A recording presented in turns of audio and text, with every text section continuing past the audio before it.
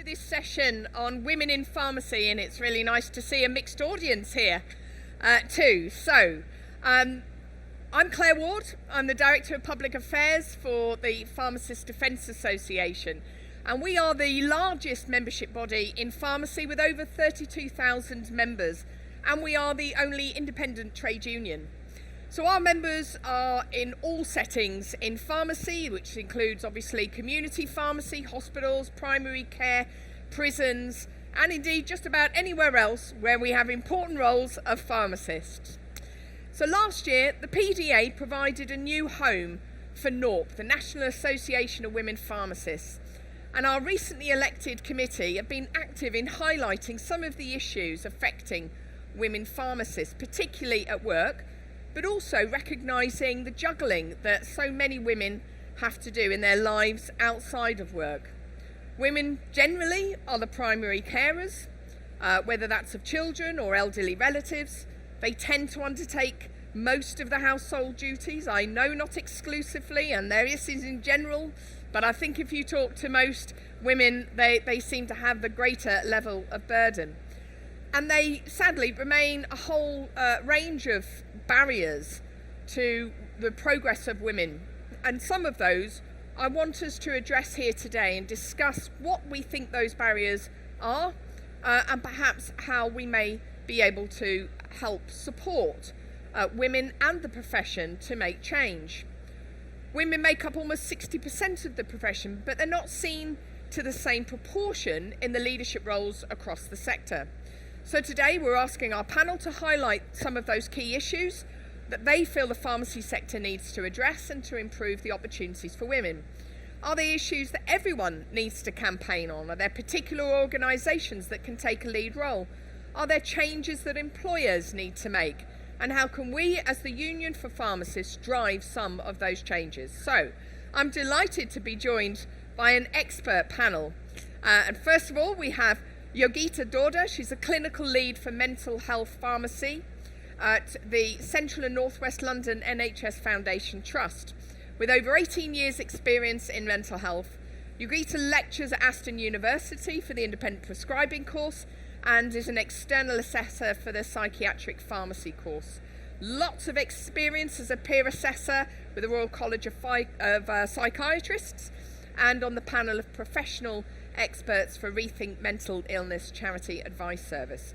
And I know that you have written a lot for pharmacy journals around the whole issue of mental health and working as well with the Department of Health on some of those issues. So delighted Yogita joins us. We're also joined by Shikha Rishi at the far end, and Shikha is an independent prescribing pharmacist, qualified in 2008 and has worked for a number of pharmacies in that time, but her career took a slightly different direction where she's been able to connect her pharmacy skills with her passion for health and beauty.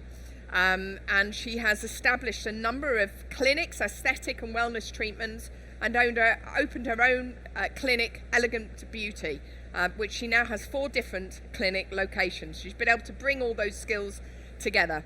And our final guest is Harpreet Chana, and Harpreet is the founder and managing director of the Mental Wealth Academy. She's a qualified pharmacist of over 20 years experience working hospital, community, primary care, and then some of you will know her as head of pricing at PSNC and indeed the digital program director for the NPA. She now runs the Mental Wealth Academy, which she set up 2 years ago to help strengthen the mental health of pharmacy professionals and work with pharmacy organisations. So a fantastic panel that hopefully will be able to tell us a little bit more about their thoughts on the challenges that face women in the sector. So perhaps, Yogita, I can go to you first and you tell us, and then we'll open it up to questions and discussion. Do you want me to stay here? You can stay there if you're quite happy to do that. Okay, so hope you can hear me. So you've already mentioned a lot of the challenges, I think, for women already in pharmacy. So just balancing a home life, balancing everything, school rounds, but I think for women, I think we make things a challenge if we personally think it's a challenge. I think you've probably got to overlook that and just try and find a way without making them an obstacle. So I know for myself, when I went back to work after having my children, I personally felt quite guilty of not really doing anything properly. I felt that I was leaving my kids in childcare and trying to juggle work, and at the same time battling with whether I should request flexible working hours and things like that. But I think don't try and make it a challenge. Don't beat yourself up, because in the workforce that we're in, I think we're lucky that it is predominantly women.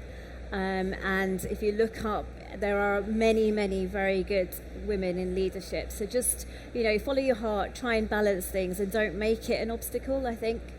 I think even looking at my own 2 children, I think women personally are very hard on themselves. They want perfection, and I think as pharmacists it's a double whammy, isn't it, really, because we're always after perfection, and then being a woman, it's even doubly worse. If I ask my son, how was your day, how was an exam, everything's perfect, everything was easy, everything's, it was cool, mum. Whereas my daughter, oh my God, she'll go in a complete meltdown. But actually, my daughter probably does much, much better than my son. Not to say that all the women, do better than men, but just to say that as women, we really are quite hard on ourselves. I think now there's a lot of opportunities to look for mentors, particularly in pharmacy. So the Royal College, actually, and Royal College of Psychiatry, the RPS, they have loads and loads of opportunities for looking out for mentors. I've got a mentor, and I think it's helped me immensely. She's a woman herself, and she's been through the same challenges that I've been through. So reach out, and don't live in that little bubble where you think that you can't do things because you're a woman and you can't juggle lots and lots of different things. If you try and open those doors, the world is your oyster. Thanks, Yogita. Okay, Harpreet.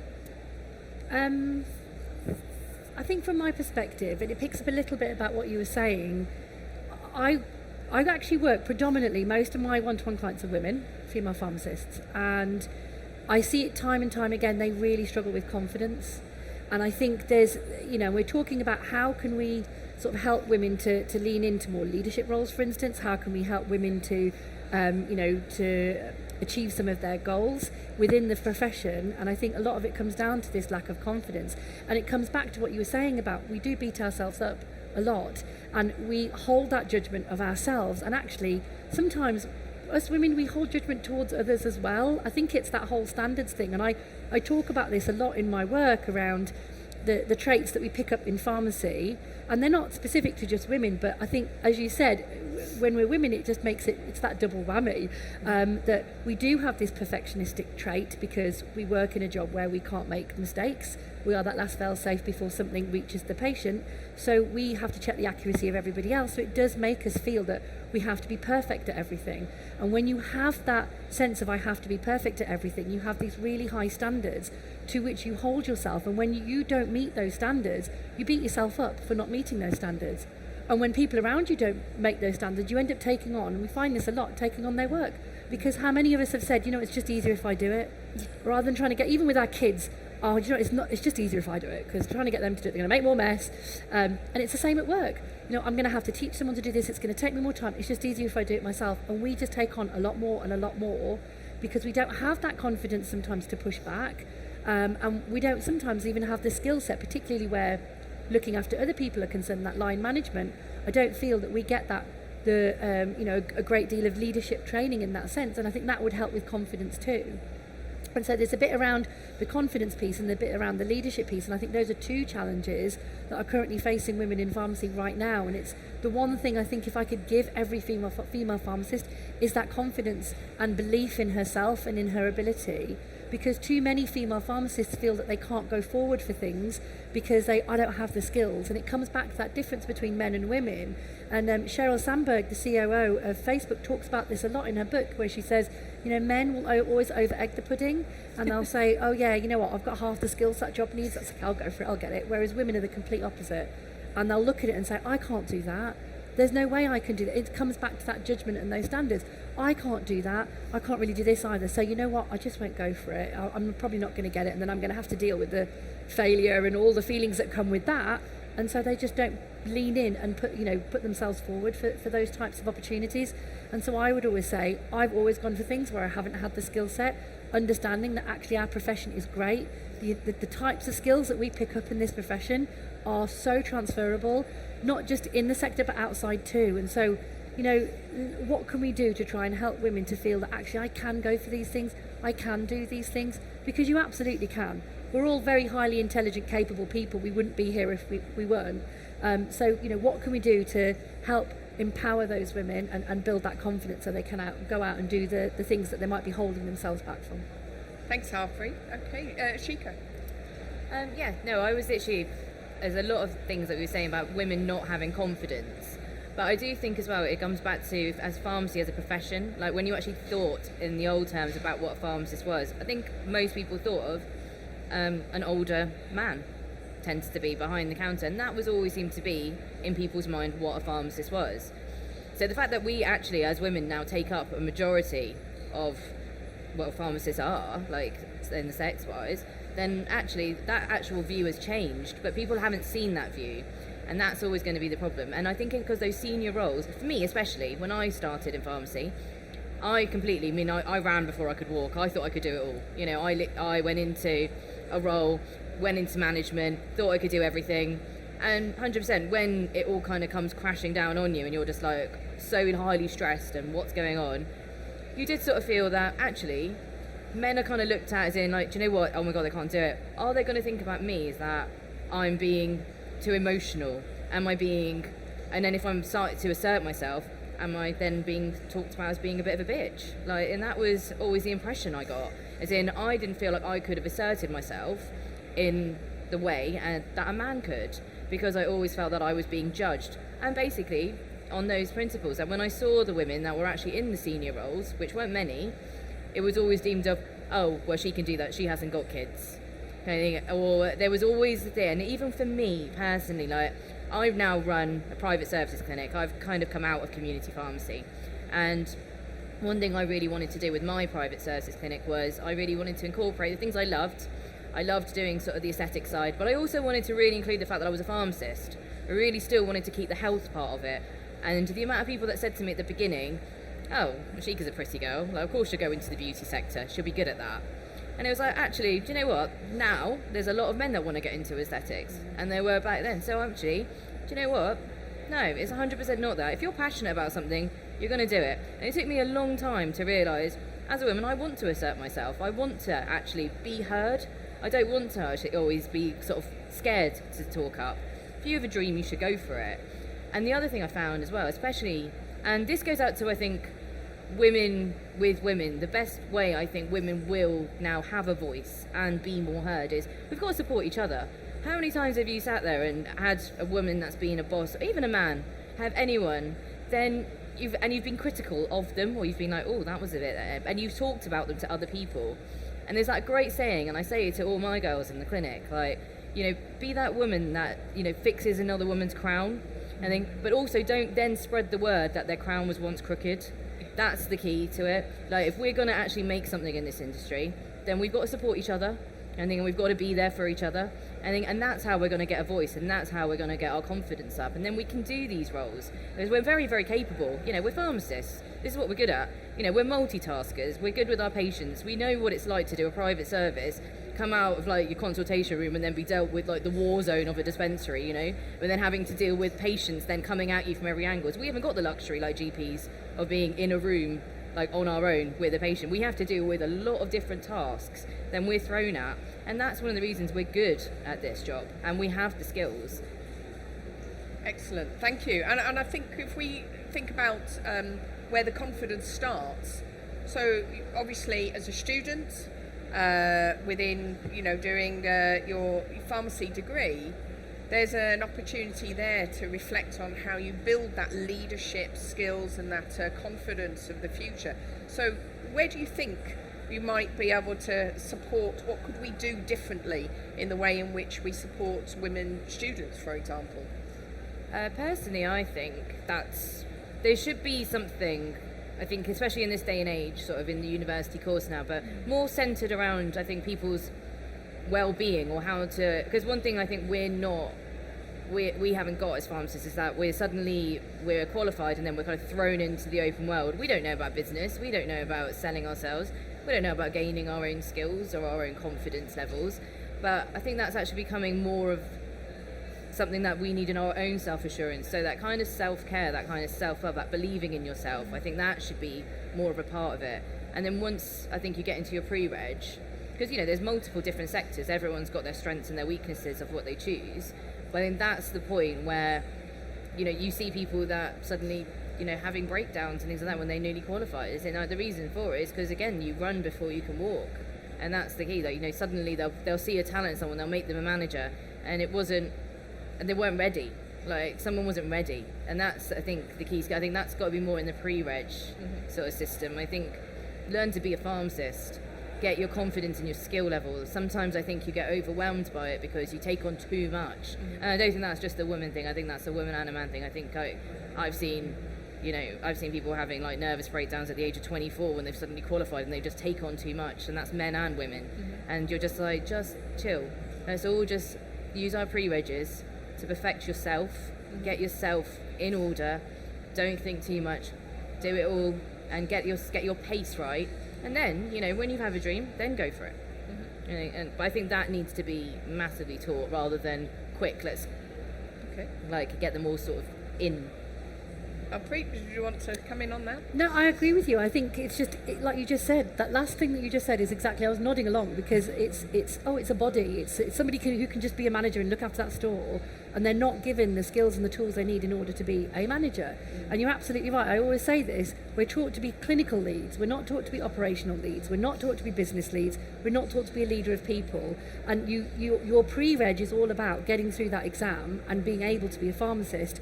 And nothing else really is covered in that, and you're just sort of then shoved out at that, whatever it is, 23, 24, and you have to then take on all of these pressures. And sometimes you're put in branches where you've got staff that are 20 years senior to you, and they don't take very well to a young upstart coming in and telling them what to do.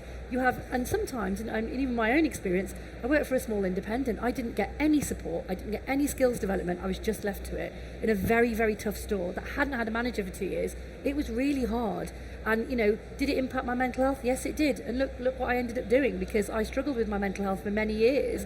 And that did not help. And I think there's a plethora of women and men, pharmacists out there who are facing the same thing. So you asked the question about confidence. I think it's throughout your career. I think you need that confidence at every point of your career. It should start at university, but we need to keep bolstering it, and it absolutely starts with self-leadership. And I've literally just finished a talk in the Professional Development Theatre about pharmacy leadership and wellness, because the two go hand in hand, and it has to start with the person and the individual, and that's where the confidence comes from too. And if you can start to work with understanding that our profession does predispose us to some traits that mean that we do take on a lot, we can't say no, we are people pleasers, we do have these perfectionist standards, and start working on some of those, and we wouldn't necessarily see the impact on well-being that we're seeing, and we'd see that people are really feeling much more confident than they currently are.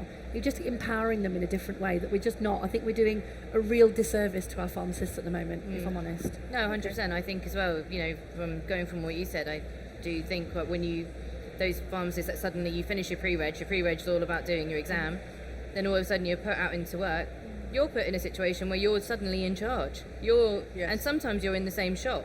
So sometimes you've gone from them being the student to the next day, hey, I'm now senior to you. People don't take well to that sort of change like overnight without at least a little bit of somebody prepping them or there being something. And also you're learning your own skill, and what gives you confidence is that if you're confident in your own skill, if you're learning the skill, yes, and then trying to then be someone's boss telling them about the skill, it's never going to work. You're never going to gain the confidence. So whilst our audience are thinking of questions they might want to ask, so you work in the NHS, do you see a difference in the way in which the NHS supports women, perhaps in comparison to other parts of pharmacy? I haven't really worked in community pharmacy for a very, very long time. I did, obviously, before I qualified, I did work in community pharmacy. I think in hospital it slightly replicates the GP training in that you do have, you do go through that general sort of rotations, and you have a mentor. But even still, a lot that you say actually does resonate with me. So just to go back to a very small part of my initial part of my career, when I started out as a locum because I wanted to travel. So I started as soon as I qualified, I moved to London, and my first job was at Norfolk Park as a locum. So as a locum, I was thrown in the same way that you guys are in a community pharmacy, and I was just thrown in to do whatever. So after about a year, I was asked to cover someone's maternity leave in therapeutic drug monitoring, and they did 1 hour on mental health in the wards. So that was really just to provide a supply service and check the drug charts were accurate. And I knew straight away that I wanted to do more in mental health. So the consultants were asking me to attend their ward rounds and all that, but I was only given 1 hour really, so I couldn't do anything more. But about 10 months in, I knew that the lady was coming back from maternity leave and I'll be looking for something else. And at the same time, a poster appeared on one of the notice boards saying that there was 100k available for some innovation funds to write a business case. And I thought, I'd only been qualified for about 18 months. I thought, yeah, right, I'll do it. How difficult can it be to write a business case? Obviously, our undergraduate course does not cover how to write a business case. But I was naive, I was young, and I was probably stupid, to be honest. But anyway, I went away and I asked Google how to write a business case. There were lots of templates there, and I tried to write my own business case. I didn't run it past anyone at all. Actually, I tell a lie, I spoke to a lead consultant and I just ran my idea past him in a corridor, and he said, yeah. So I went away, did my business case, and I remember the morning of the day that it was due in, I was still sitting in the office typing up. There was nothing. I hadn't really sort of put anything together, and I turned around to this junior pharmacist and said, do you think it's worth the hassle? And she said, what have you got to lose? Where are you going in 2 months' time? And I quickly just did whatever I could, got on a bus, and I took it down to the boardroom. First time I'd ever seen a boardroom. And I walked in, and as soon as I opened the door, I thought, oh my God, what on earth am I doing? And I scanned the room and I looked for my consultant, and I quickly just went behind his shoulder and I put it down behind him, and he sort of looked at me and I ran away. And it was only at that point I thought, what a fool, but I can't turn this around now. Anyway, I went to work the next day, did my ward as normal, and I bumped into the consultant clinician. And God, I was petrified then. He looked at me and said, don't you ever do that to me again. And I thought, all right, well, I'm gone in 2 months. So he let me kind of sweat for a little bit, and then he came over to me and he said, well, it looks like we're stuck with each other for another 6 months. And I don't know how I did it, but I did it. I did that business case. And if it's taught me anything, it's just take a risk, but do it in a measured approach. I think I was lucky that time. But yeah, just take that risk. But going back to your question, I think the course does need to be changed to just that leadership, that kind of business case, that kind of, making you a bit more savvy. To, as you said, like yesterday we were a trainee, and the next day, just overnight, you're the man in charge or the woman in charge. Yeah, excellent. Good. Any questions from our audience? Paul.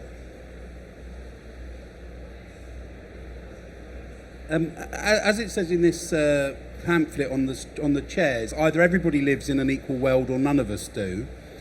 What's your advice on how we get more men to take this as a serious issue? Well, where should we start with? Shall we start with you, Harpreet? Yeah, you can do. I think, there's a lot to be said for male allies, and I've been lucky. I've been unlucky in some positions, but I've been lucky in others where I've worked with men who get it and they understand actually some of the pressures that we do face. Equally, I've worked with men who say, well, why do you need a woman in pharmacy? What about men in pharmacy? Why do you need a women in leadership event? What about men? And it's a bit like, well, you need to just look around and see how we get treated, and we do get treated incredibly differently. And I'll give you an example, and this is where having male allies does really help. I was sat in a boardroom in a meeting with, there was me and one other female in this meeting of men. which generally, although we are a profession predominantly of women, at the senior level it's mainly men. And so I was sat there and we were having a conversation, and I was just happened to be sat next to the only other lady, and we kind of went away from the conversation and we were just talking about something that she was asking me for, example of a contract. And as we came back to the table, it was one of our suppliers, and he was the FD of this supplier. Turned around and said, "Oh, what were you two talking about? Was it hair or was it nails?" Right? And I literally just went, what do I say? What do I say? I was the most senior in my organisation at this particular meeting, and I just thought, you know what, Harpreet, just bite your lip. Now, whether that was the right or wrong thing to do, I don't know, but I probably should have called it out then. I didn't. What I did was thought, you know what, I'm not going to make a scene here, and we just sort of laughed it off. But in my head, I thought, you are an idiot. This woman is so accomplished next to me. She probably makes more than all of us put together, and you've just said something like that. You've actually made yourself look stupid, more so than anything else. But I didn't make a scene. I was quietly seething. Afterwards, my two male colleagues came over to me and said, "We were seething for you." That is so inappropriate for him to say that. How dare he? And I just thought to myself, I'm glad I'm not the only one, because sometimes as the woman you do feel like, am I the only one that can see how unjust and unfair that kind of comment is? But they really came to my aid that day. Looking back on it, should I have said something? Maybe. And I think that's another thing that we don't necessarily feel that we can call that out. We get used to it. Yeah. Sadly, when you're at that senior level, you get used to silly comments like that because it's common. You're with a lot of men, they do say silly things. I think that's one of the things that we need to do, Paul. I think we do need to call things out, and that's why I share that example, because I didn't. Had I have, I might have actually alerted him to the fact that it's inappropriate to say something like that, that actually there's a lot more to us than just hair and nails, and that we have a lot more to contribute. So I think calling out behaviour like that is a big part of how do we get men to understand that actually it's not okay to say things like that, and that women have a right to have an opinion, and that we have just as much value, if not more, than sometimes some of our male counterparts. Thank you. No, I absolutely agree. I'm you kind of going to use an example of that. There's a lot of things I think that we say without meaning and without realising, and I don't think anyone, like I had a baby 10 weeks ago, okay, and I went back to work after a week and a half, okay, and that was my choice. I've gone back part-time, but that's what I wanted to do. And I remember when I went back, the amount of people that were like, "Oh, so what about your partner? What does he do?" And I was like, "Well, he's at home with the baby." And the amount of people that were like, "Oh God, is he all right with that?" And he's like, "Well, he works from home. No, it's fine. That's a decision we made." But at no point, and everyone was like saying to him like, "Oh, he's a stay-at-home dad." But a lot of people like couldn't quite grasp the fact that I was making a decision. They were like, "Oh, so you're choosing your career over family?" And I was like, "Absolutely not. I choose my son, and I'm choosing the business that I've worked hard to build. I think, why can I not do both? What's the difference? Like, my son is just as loved. And I think there's absolutely no difference between the fact that, I'm still going home, I still make sure I see him, I'm making sure I'm building something for him. What's the difference? And the amount of people, but no one ever would ever have said that to my partner. That's And I think, like, why have you gone back to work after a week and a half? Oh, but if I had stayed home, that would have been absolutely fine. And that's some of the challenges, isn't it? You Gita, last word, and then I'm going to have to wrap up because I know the time. Yeah, I think a bit of what you guys have said as well, but it does take a lot of confidence to call someone out. I think it can start at home. If you're a mother, start with your son. Have that conversation right from now, and actually start with your husband as well. So that have that respect for each other, and I think definitely with your children, with your son, definitely if you've got a boy and girl, treat them exactly the same, and make sure that they know to respect a woman. Wonderful. Thank you very much for our panel. All of their advice, fantastic. Show your appreciation. Thank you. Thank you very much. I think we'll have to take over. I know that you're under time pressures there too. Thank you. Thanks very much, everyone.